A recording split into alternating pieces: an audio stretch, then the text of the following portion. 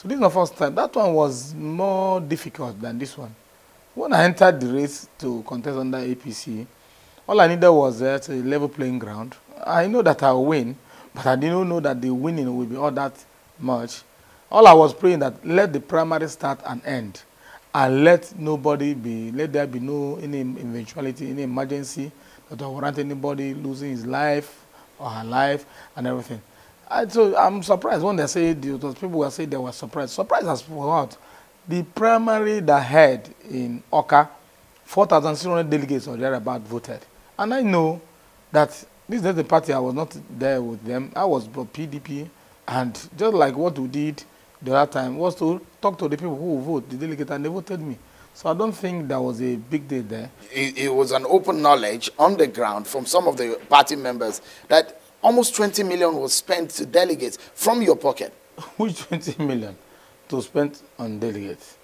All of us lobbied the delegates. You lobbied the delegates? All of us met delegates and paid to them, all the aspirants, all of us. You paid to delegates we didn't to pay vote? Delegates. Why should we pay delegates to? Because we understand that you spent about 18 to 20 million naira to delegates. How? To woo them. How? How? From where? The question would be how you emerge as a candidate.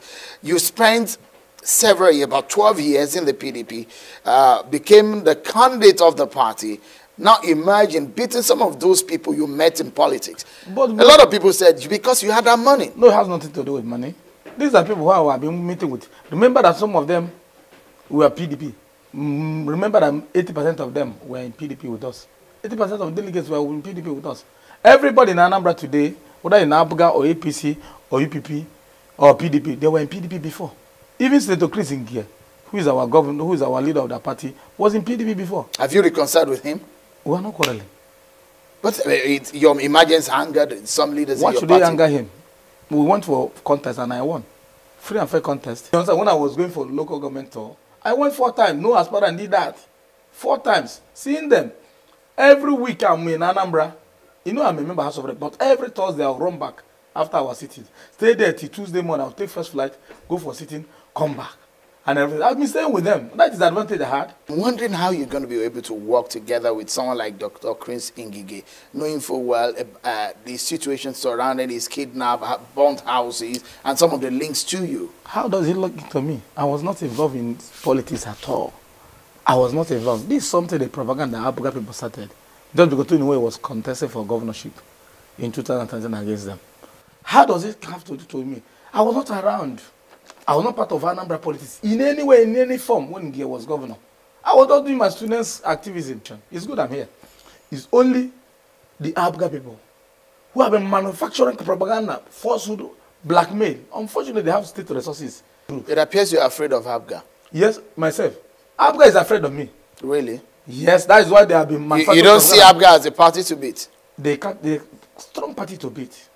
But we believe that with grassroots support of my people, we are going to beat them. They are party to beat. They have been there. You lost an election before. You came second. Because the president, the then president, President Jonathan, gave all the support to them. To P2B, to install Obiano. So Jonathan sold you out? Yes, he sold me out 100%. Which he later apologized anyway. He sold me out. And that was why they kept me in court.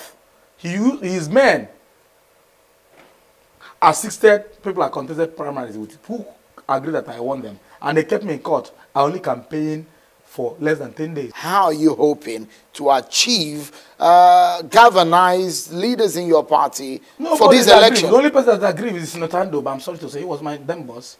He was the only person that aggrieved. Nobody is aggrieved. Is he still aggrieved? He's still aggrieved. Up to now? Yes. Have you consulted him? I went there several. He refused to see me. I made phone calls. Refused to see me. What would he want me to do? You think that's not a danger signal for your campaign? Power belongs to God. He gives to whoever he wants. After Obiano was in America, Governor Obiano has never voted in Anambra in his life. Governor Obiano, in INEC form, nomination for in March 2006, 2013, 26th of August as a candidate of Abuga, from CFO 01, the form he filled, INEC form he filled as a candidate, he didn't even know the name of his ward. He filled the name of another place, don't even know. That shows that he didn't know what is obtainable there. But God has closed P2B's eyes and used P2B and President Jonathan to make Obiano governor. That was what God wanted. If governor says, Andoba was my then boss, I work with him, selflessly, without anything.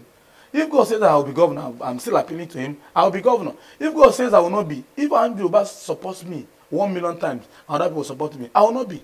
Who is sponsoring you? Nobody is sponsoring me, but President Ateze is assisting me. Just like he's assisting Obiano. Who is assisting you? Ateze and assisting me. Is the money back that we hear that is back? Which money back? John Martin Uzodike was here. And he said before this channel television, that's of more than 12 years ago or 13 years ago, 2003, that Ateze gave him 17 million then, without even knowing him. He said it in channel television. I saw it. Yeah. So that is way. Ateze is capable of spending more for you. The man believes in me. He believes that if Tony Nwoye become governor, he will help the oppressed people. The man believes, rightly or wrongly, maybe through God's grace, and the man believes that this man, if he becomes governor, will help people.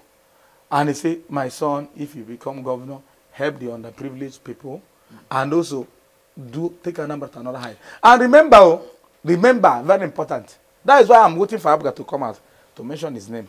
He doesn't want anything. What does he want? What will I do for it? Really?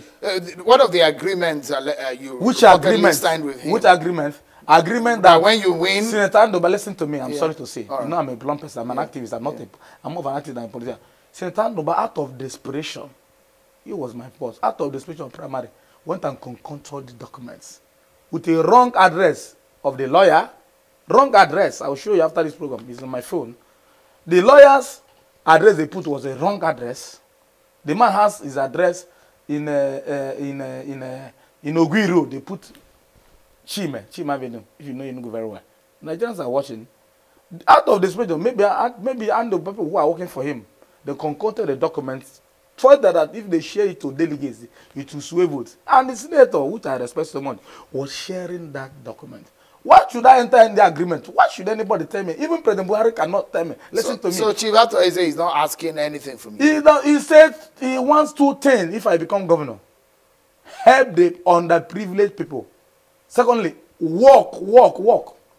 The local government fund, don't touch it. Work. What does he want? Ateze cannot tell me that thing.